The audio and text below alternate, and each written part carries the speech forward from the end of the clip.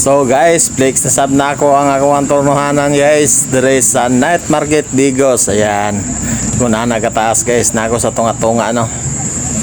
Tak tuara taas kayo. So dire ta. Adto ta sa tubangan. Adto sa kinatumyan guys, tanawa ninyo. Ayan. Pila ka pedicab gikan sa kong gi plastaran. So, yan clips lang ni guys no. Gamay lang ni nga pag-flex ako ang plasteranan ini gabi nga magtorno. Yan ang ambras na kong kauban og pasahero. Nanawag na. Mao na siya ang torno. So, ayan. Mao na siya sa tubangan. So, kato lang guys no. Kung plasteranan. So, niuli na ko guys ni biyan ako dito. Ayan, sulod na dito sa palengke kay mamalita og isda. Ayan, ito ipakita sa ninyo guys kung kuan presyo sa mga isda dere. So ayan, atong giagian mga lamasan sidewalk, mga lamasan ng mga bratong yung lamas tagjis no, sari-sari tagjis ang bugkos. So ayun, diri ta pasulod na ta sa ato ang night market, palengke, ang bagong palengke sa Digos City. Diri ta sa isdaan guys no. Gabi na maganda ko, oras na alas 7 na pasado. So gamay na lang ang naninda. May kinapatay na abtan ng mga isda, ng hipos na ang uban. O diba? O, tag 100, 150, 100 ang ano, pirit na sa mga Bisaya guys no. Ang barilis 300 to 50. Yan, una nang kuhan. Wala pa bilong-bilong guys, 80. So diri ta sa 80 siyempre. Dili ta sa bratuhon. Wa po ning bilong guys, kay pwede prituhon, pwede sabon, di ba? Pwede sa ununan paksiwon. Yun, tay tag isa ka kilo. So dire manatag palit, dire gawas na punta. Pagawas na dire sa toang giagyan, sa toang giagyan yung mga sidewalk lamas. Wala ko na malitog lamas guys, kay nagdali na ko. Gabi na kayo. Padulo na to sa tong giplastaran sa tuang tricycle, sa tong pedicab. Pedicab tawag sa mua na diri guys no, ang tricycle. Tricycle sa Uban Road. Diri ako nakabalo po niya, pedicab dahil ang tawag ani diri. So, ayan, tayo dito sa at mga tuang pedicab, ayan. Tuara guys. Di ba? Di. Sa daganan sakay diretso sa Pailangayan. So, ayan guys, shout out.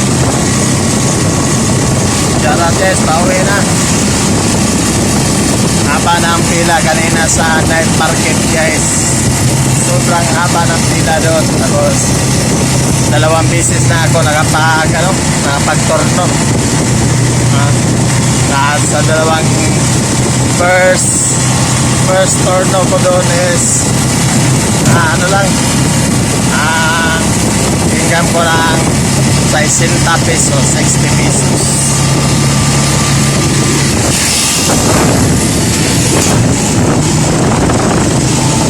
Kaya ang pangalawang torno ko is 40 pesos.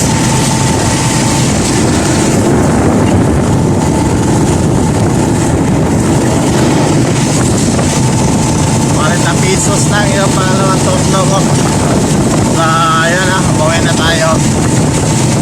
Kasi wala, naponder yung ilaw ko. Naponder yung ilaw ko sa headlight. So wala tayong ilaw sa headlight. So okay na naman. Yes, wala tayong ilaw sa ilalim. So buti na lang may mga dito, street light no? May street light tayo dito. Ito naman yung street light, diba? Sobrang liwanag, diba? Umuwi na tayo. Hindi na tayo pwedeng torno pa doon. Hindi tayo pwedeng maghanap ng pasahero kasi wala tayong headlight no? Baka makaruta tayo sa mga lugar na liblib na walang mga street light, walang ilaw. So ayun, tayo guys, nakabili na tayo ng isda, pangulang bukas sa mga bata. Pangulang nila bukas, nakapag-gas na din tayo, nakapag-gas. So, bakit? Okay na. Okay na. So, may natira dito is, may natira sa income natin is, ano na yun? Savings na savings.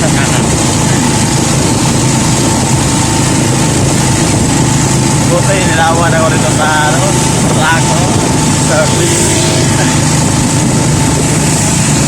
Diba? Oh.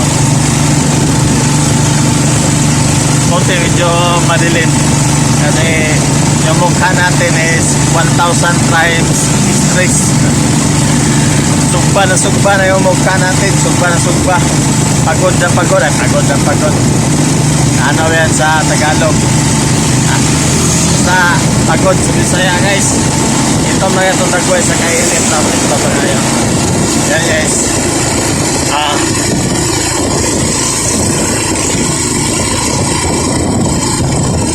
So, ayan, malayo pa tayong ano natin, malayo pang uuwian natin kaya wala tayong ilaw. Ayan guys, oh.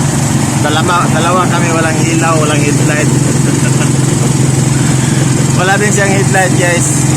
Ginamit niya is flashlight, oh. Flashlight. Pero may ano siya, may taillight siya, may taillight.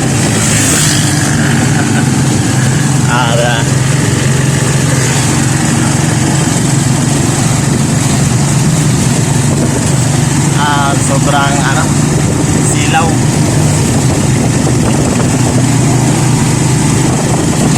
Diba? Nakakapagod, nakaka-enjoy din tumasada. Sana marinig nyo yung ano ko dito, boses. Kasi yan, sobrang ingay ng sasakyan. Sobrang ingay ng sasakyan, guys. Wala. Pwede rin dito pala, pero wala tayong mapagtagyan sa cellphone natin. Grabe no, isang araw guys, sobrang kumal lang sa na to. Ngayong araw na to, medyo okay naman yung income natin ngayon. Okay naman yung income natin ngayon, guys. Ganyan talaga buhay, ano guys, buhay tricycle rider. Buhay pamasada. Minsan, sinuswerte. Minsan, wala. Pero, ano din naman, kung minimum lang din pag-uusapan, nakukuha din naman natin yung minimum sa minimum wage dito sa province ng Davao is 400 420 yata 420. So nakukuha natin, kailangan mag-cross tayo ng tama sana kailangan mag-cross tayo ng 600 or 650 kasi 650 is pag gas mo yung 250, may income ka na 400 pang minimum wage. Pang minimum lang, pang minimum. Sobrang ano na yan guys, sobrang batukan na talaga yan. Kung hindi mo pa yan makukuha yan, wala talaga. Low-key. Lalo na sa mga nagbaboundary lang, nagbaboundary. Super low-key talaga yan guys. So kailangan talaga na kumayon guys. Kailangan makapag-go sila 1,500. Kuha-kuha naman nila guys. Mga nag-arpila, kuha-kuha naman. So, yun, 1,500 na gross income. Ano lang, hindi na nagbabase sa oras. Kailangan talaga kayod, overtime, walang 8 hours. Yan yung pinaka-ano nila. Yan pinaka-minimum nila sa mga nagpaboundary lang. Kasi, ano yung arkila, 250 yung arkila, 250, diba? Tapos, yung gas, minimum 300. Depende sa motor. Pag nag-over ka pa, almost 400. Kailangan may ano sila, may need sila na 800, yan.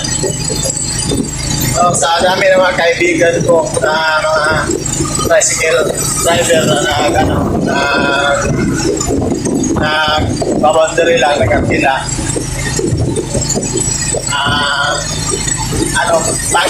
Pagod at hirap, pero okay naman, kuha mo nila yung boundary ng pamilya nila. Kaya, minsan, talaga, dikitan. Tawag ka na, tapalan na lang. Kung hindi makapagkapila ngayon, bukas, dubli. Yan. Kaya pinaka-mahina na yan.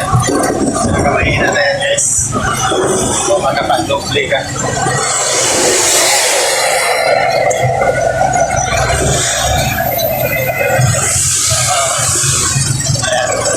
Ipong tandaan, daming guys, pauwi na din yan, guys. So, kaya na pauwi kasi may dala kang pasahero. Minsan ganyan din ako, sinuswerte, pauwi ako, may dala akong pasahero. May dala akong pasahero. Wala na yung ilaw, pero may mga street light na yung natin, mga solar light sa tabi ng kalsada, sa gilid ng kalsada. Nilagyan na mga street light. Solar yan, guys, solar. Ganyan ka-improve ang Davao del Sur, ang Digos City. Ayan, Digos City, guys. Digos City. Sa pagpapa natin dito, nandito na tayo sa boundary ng Digos at Matanao. Matanao, Davao del Sur. Boundary. Yan. Kita nyo yan, guys. Welcome, Matanao. Hindi mababasa. Yan.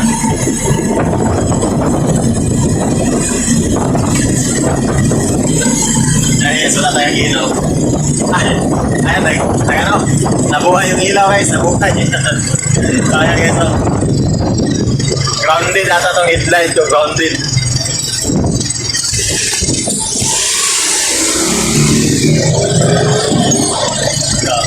Ayan, may ilaw na tayo. Pambira ito. Grounded ata ito, guys. Tingnan ko ito bukas. Ayan. Yan, mga bao-bao. Always right lang, guys. Always right. Slow moving lane. Slow moving vehicle is always right. So yun, guys, malapit na ako sa bahay, kaya hanggang dito na yung video natin. Hanggang dito na yung video natin, guys. Ayun, thank you so much sa walang sawang pag-support kay Bonjen Vlog.